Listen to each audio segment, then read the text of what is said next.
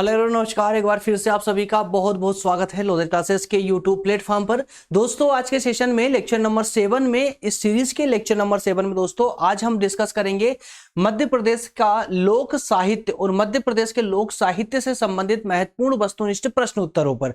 आइए दोस्तों directly move करेंगे अपने सेशन पर। अच्छा, जो नए स्टूडेंट है पहली बार देख रहे हैं उनको बता दूं कि ये सीरीज दोस्तों हमारी लेक्चर नंबर 1 से चली आ रही है, जो सेशन 7वां सेशन आज होने जा रहा है, जिसमें प्रत्येक पार्ट पर सेपरेटली तरीके से अलग अलग वस्तुनिष्ठ प्रश्नोत्तरों को हम देख रहे हैं दोस्तों। प्रत्येक पार्ट से संबंधित अलग अलग रूप में देख रहे हैं, ताकि कम से कम सेशनों में और कम से कम समय लेकर के आपका जो है ये सब्जेक्ट आपका कंप्लीट करवा दिया जाए। वो सिर्फ हिंदी नहीं बल्कि टोटल जितना भी आपका फाउंडेशन कोर्स में जो चारों सब्जेक्ट है, चारों सब्जेक्ट पर दोस्तों हम वस्तुनिष्ठ प्रश्नोत्तर वाली सीरीज को स्टार्ट कर चुके हैं। इसी प्रकार से इंग्लिश में और उद्यमिता विकास और वही महिला सशक्तिकरण, इनमें भी दोस्तों आपको प्रॉपर तरीके से इसी प्रकार सेशन मिलेंगे जो भी आपके एग्जाम के दृष्टिकोण से महत्वपूर्ण होंगे। आइए शुरू करते हैं अपना आज का सेशन।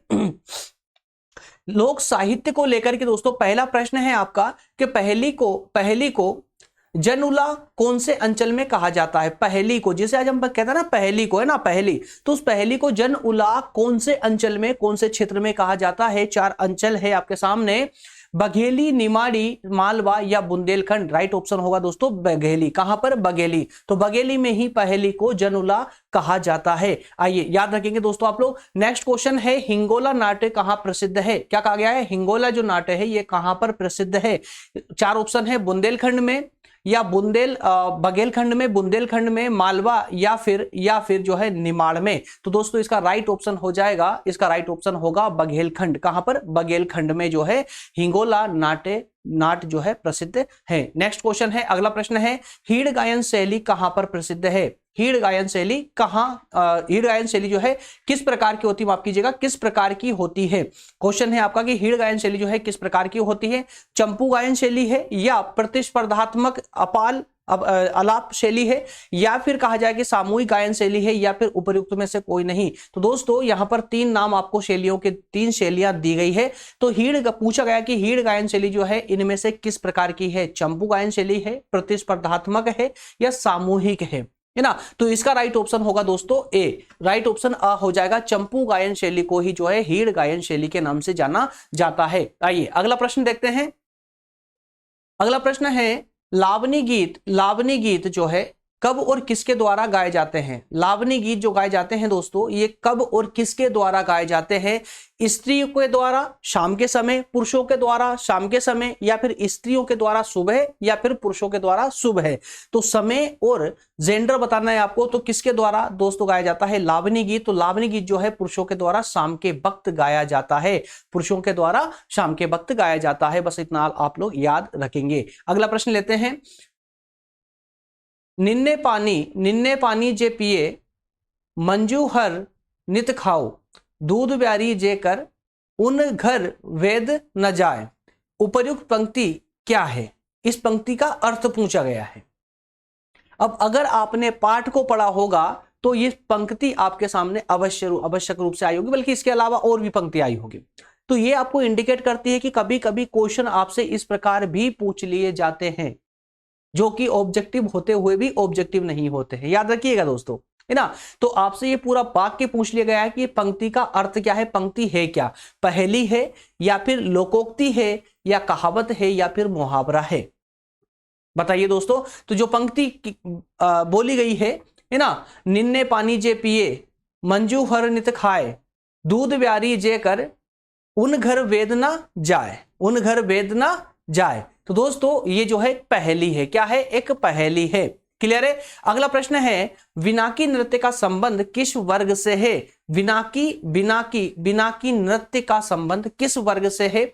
ऑप्शन दिया गया है, किसान वर्ग से है या व्यवसायी वर्ग से, छात्रगण से या फिर धर्म गुरुओं से। तो दोस्तों बिनाकी जो नृत्य है ये किसानों के द्वारा किया जाता है, इसलिए किसान वर्ग से संबंधित है बिनाकी नृत्य। बस इतना आपको याद रखना है कि बिनाकी नृत्य किससे संबंधित है, किसानों से। चलिए अगला प्रश्न लेते हैं। अगला प्रश्न है, मटकी नृत्य का प्रचलन, मटकी नृत्य का प्रचलन किस क्षेत्र में अत्यधिक है।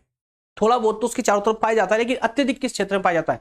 मालवा में, छत्तीसगढ़ में, बुंदेलखंड या फिर बघेलखंड में? तो मेरे प्यारे दोस्तों, मटकी नृत्य जो है ना, ये मालवा का विशेष नृत्य है। मटकी नृत्य, मटकी सर पर रख करके जो नृत्य किया जाता है, ये मालवा का नृत्य है। अगला प्रश्न है, लावनी किस क्षेत्र का लोकगीत है? लावनी किस क्षेत्र का लोकगीत है? आइए, 4 ऑप्शन है आपके सामने, मालवा, छत्तीसगढ़, बुंदेल या फिर बघेलखंड। तो दोस्तों, लावनी जो है, लावनी गीत जो है, ये मालवा क्षेत्र से संबंधित है, या मालवा क्षेत्र का ही लोक गीत है। क्लियर? अगला प्रश्न है, प्रश्न नंबर 9 है, निम्न में से कौन सा युग्म सुमेलित नहीं है? ऑप्शन दिए गए हैं आपके सामने, अटारी नृत्य बेगा, अटारी नृत्य बेगा, या फिर भदम नृत्य भारिया। ये आगे जनजातियों के नाम है दोस्तों, है ना, कि अटारी नृत्य किसके द्वारा किया जाता है? बेगा के द्वारा किया जाता है ना, भदम नृत्य भारिया के द्वारा किया जाता है, या हुल्की नृत्य मुरिया जनजाति के द्वारा किया जाता है, और सरहुल नृत्य जो है भील जनजाति के द्वारा किया जाता है। 4 जनजातियों के नाम आपके सामने दिए गए हैं, और पूछा गया है कि इनमें से सही कौन सा नहीं है, सही कौन सा नहीं, इसलिए ऑप्शन इसका द करेक्ट होगा। सरहुल नृत्य जो है भील जनजातियों से संबंधित नहीं है, या भील जनजातियों के द्वारा नहीं किया जाता है, अर्थात कि ऑप्शन द वाला जो ऑप्शन है, ये जो है सुमेलित नहीं है। क्लियर है? चलिए, अगला क्वेश्चन है, अगला प्रश्न है कि प्रदेश में खराद कला से संबंधित, खराद कला नाम याद रखना आप लोग, है ना, खराद कला। तो प्रदेश में खराद कला से संबंधित जिलों का सही क्रम क्या है? खराद कला से संबंधित जिलों का ऑप्शन दिए गए, श्योपुर कला, बुधनी घाट, रीवा, मुरैना। ऑप्शन बा में है पुरैना नहीं यार, ये मुरैना है ना, मुरैना है ये जो है, तो मिसप्रिंट हुआ है। मुरैना, रीवा, सीधी, बालाघाट, या फिर बालाघाट, मुरैना, रीवा, उज्जैन है, या फिर इंदौर, बुधनी घाट, रीवा और मुरंगा है। तो इनमें से ऑप्शन दोस्तों इसका ए करेक्ट हो जाएगा, ए करेक्ट हो जाएगा। श्योपुर कला, बुधनी घाट, रीवा और मुरैना जो है, ये सही क्रम है आपका, ये सही क्रम है। क्लियर है? चलिए, अगला प्रश्न देखते हैं। कांसा धातु से बनी बटलोही, एक पात्र है, एक पात्र का नाम है बटलोही। क्या नाम है? बटलोही, है ना। किस जिले में बनाई जाती है? किस जिले में बनाई जाती है? चलिए, तो एक कांसे के धातु से, मतलब कांसे से जो है एक पात्र बनाया जाता है बटलोही। ये पूछा गया कि किस जिले में बनाई जाती है ये, इस धातु से ये, है ना। तो बटलोही किस जिले में बनाई जाती है? सीहोर में, सतना में, पंचमढ़ी या शहडोल में? इसका राइट ऑप्शन होगा, इसका राइट ऑप्शन होगा दोस्तों ऑप्शन ब हो जाएगा। सतना में जो है कांसे धातु से जो है बटलोही पात्र बनाया जाता है। चलिए, अगला प्रश्न है, निम्न में से कौन सा जिला काष्ठ कला कृतियों के लिए प्रसिद्ध है? ध्यान रहे दोस्तों, ये सभी प्रश्न आपके एग्जाम के लिए बहुत महत्वपूर्ण है ना। रिवीजन लगाने में मात्र 10 मिनट भी नहीं लगते आप लोगों को। मैं पीडीएफ दे रहा हूं डिस्क्रिप्शन में, रिवीजन लगाइएगा अच्छे से इनका, है ना। रिवीजन उसके बाद में कुछ नहीं पढ़ना है आप लोगों को, बस आप इनको अच्छे से अगर रिवीजन लगा लेंगे ना, 2-3 बार पढ़ लेंगे ना, तो आपका सटीक रूप से काम हो जाएगा। कुछ भी नहीं करना है, बस जो एमसीक्यू फॉर्मेट जो क्लासेस दे रहा हूं मैं आपको, बस उनका पीडीएफ संभाल कर रखिए एग्जाम तक, और एग्जाम के जस्ट एक दिन पहले रिवीजन लगा लीजिएगा, आपका 100% काम बिल्कुल शानदार हो जाएगा। चलिए, अगला प्रश्न है, निम्न में से कौन सा जिला काष्ठ कला कृतियों के लिए प्रसिद्ध है? काष्ठ कला कृतियों के लिए प्रसिद्ध है। 4 जिलों के नाम है, सीहोर, खजुराहो, धार और इंदौर। सीहोर, खजुराहो, धार, इंदौर। इसमें से दोस्तों काष्ठ कला के लिए जो प्रसिद्ध है वो है आपका सीहोर। कौन है दोस्तों? सीहोर। चलिए, अगला प्रश्न लेते हैं। अगला प्रश्न है, नेवरा इनमें से किससे संबंधित है? नेवरा जो है इनमें से किससे संबंधित है? किन में से? कठपुतली शिल्प है ये, या फिर गुड़िया शिल्प है, भित्ति चित्र है, या रूपांकन है? तो 4 जो है ऑप्शन दिए गए आपके सामने, और पूछा गया कि जो नेवरा है ये किससे संबंधित है दोस्तों? तो इसका राइट ऑप्शन होगा आपका ऑप्शन सा। ये एक्चुअल में नेवरा जो है ना, ये एक भित्ति चित्र है, भित्ति चित्र। चलिए, अगला प्रश्न है, भारत भवन का निर्माण कब किया गया था? भारत भवन का निर्माण कब किया गया था? ऑप्शन दिए गए हैं 1985 में, 1982 में, 90 में या 1987 में, माफ कीजिएगा 78 में। तो दोस्तों इसका राइट ऑप्शन हो जाएगा ऑप्शन बा, 1982 में जो है भारत भवन का निर्माण किया गया था। आइए अगला प्रश्न लेते हैं। मध्य प्रदेश संस्कृति अकादमी कहां पर स्थित है? मध्य प्रदेश संस्कृत अकादमी कहां पर स्थित है? मध्य प्रदेश संस्कृत अकादमी दोस्तों भोपाल में है, इंदौर में है, उज्जैन में है या फिर जबलपुर में है? इसका राइट ऑप्शन जो है भोपाल हो जाएगा। भोपाल में जो है मध्य प्रदेश संस्कृत अकादमी स्थित है। चलिए अगला प्रश्न लेते हैं। अगला प्रश्न है इसका, कालिदास अकादमी कहां स्थित है? कालिदास अकादमी कहां स्थित है? जबलपुर, भोपाल, उज्जैन या इंदौर? इसका दोस्तों राइट ऑप्शन होगा उज्जैन। उज्जैन हो जाएगा, ऑप्शन सा करेक्ट होगा। कालिदास अकादमी जो है उज्जैन में ही प्रसिद्ध है। चलिए अगला प्रश्न लेते हैं दोस्तों। यहां से एक बात निकल कर आ रही है, कहीं ना कहीं जो हमने क्वेश्चन नंबर 6 को लिया था, जिसको हमने रीचेकिंग के लिए डाला था, रीचेकिंग के लिए, उसका जो है व्यू क्लियर हो पा रहा है कि भोपाल की अपेक्षा उसका ऑप्शन उज्जैन ही करेक्ट हो जाएगा। उज्जैन उसका करेक्ट होगा, लेकिन फिर भी मैं एक बार रीचेकिंग करके उसका आंसर जरूर दूंगा आप लोगों को। आइए अगला प्रश्न लेते हैं। मध्य प्रदेश साहित्य परिषद की स्थापना कब की गई थी? मध्य प्रदेश साहित्य परिषद की स्थापना, है ना, साहित्य परिषद की स्थापना, मध्य प्रदेश साहित्य परिषद की स्थापना कब की गई थी? 1954 में हुई थी, 64 में हुई थी, 74 में हुई थी या फिर 56 में हुई थी? इसका राइट ऑप्शन होगा दोस्तों ऑप्शन ए, संविधान लागू होने के 4 वर्ष बाद में मध्य प्रदेश साहित्य परिषद की स्थापना की गई थी। 4 वर्ष पश्चात अर्थात कि 1954 में, चूंकि संविधान हमारा 1950 में लागू हुआ था।